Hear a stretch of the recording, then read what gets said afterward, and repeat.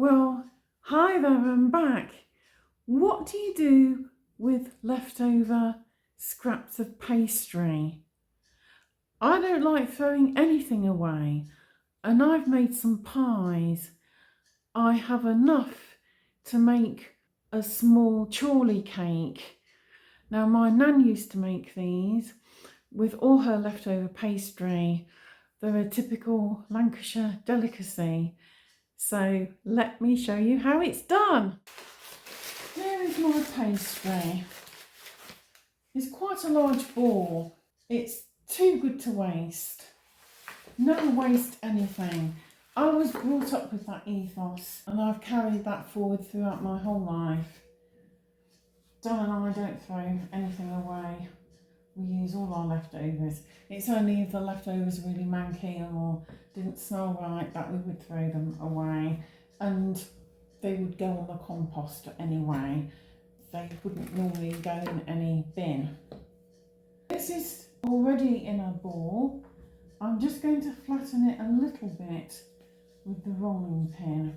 Now normally in here I would put some currants, but I don't have any currants, so I'm going to use a few sultanas. Now, you don't need many of these, just a small amount, like that.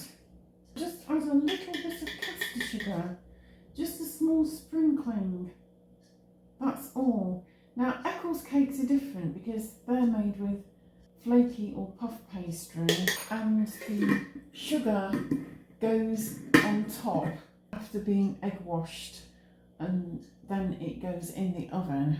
Chorley cakes don't normally have any sugar on top of them, and they're made with short crust pastry. That's the difference. My nan made these all the time. I was brought up with them. I mean, traditionally a lot of people in Lancashire were mill workers and would need more high calorific food because of the amount of energy they were burning up, and it was an inexpensive way of feeding themselves and their families. They're absolutely delicious anyway. My mum really enjoys them. Until she met me, she'd never had a Chorley cake, but she really enjoys them and looks forward to them. You want to gather it again into a ball. Encase all the dried fruit. You can use mixed dried fruit as well if you like. If you like orange, lemon peel and raisins, perhaps some cranberries. You don't have to be really traditional. You can adapt this recipe for very modern tastes. You might, for example, choose to put some dried mango or pineapple in here. Why not? Or glacé cherries. Anything goes. I'm trying to keep it though as traditional as possible. And then you just roll it out into a circle. Shape the circle again with your hands. And you see it's quite nice and thick. And then I'm going to chill this for about half an hour, and then we can put it in the oven to bake. At this stage as well, you could freeze it if you don't want to cook it immediately. Now for the exciting bit.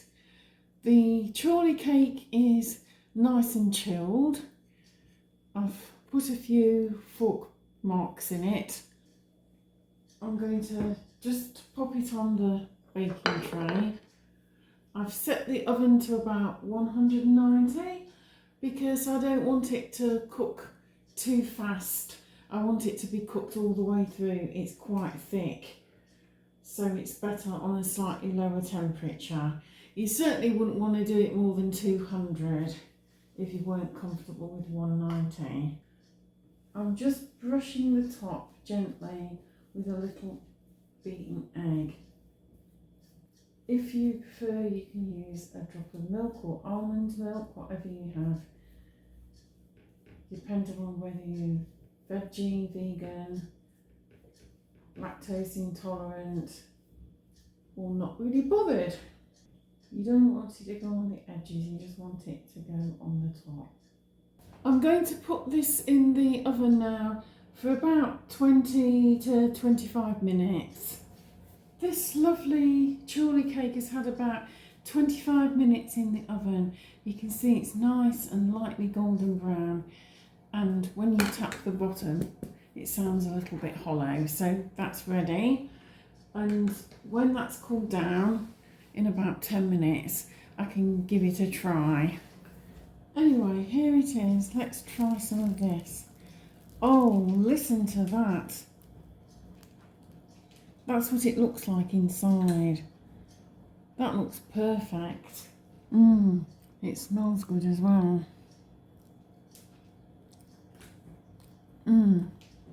That's turned out really well. It's super yummy. Buttery, not too sweet. A little bit of sultana there, not too much. Listen to that pastry. That's really, really good. So there we have it. A beautiful Chorley cake.